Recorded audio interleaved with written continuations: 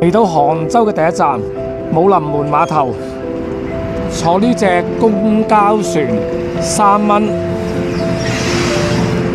遊大運河。依家準備上船。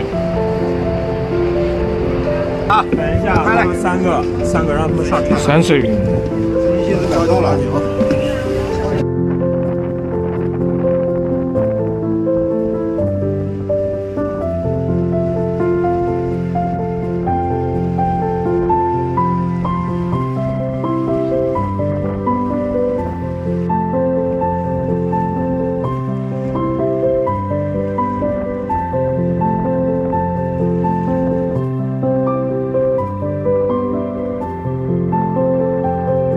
呢條拱神橋建於明朝崇禎4年1631年。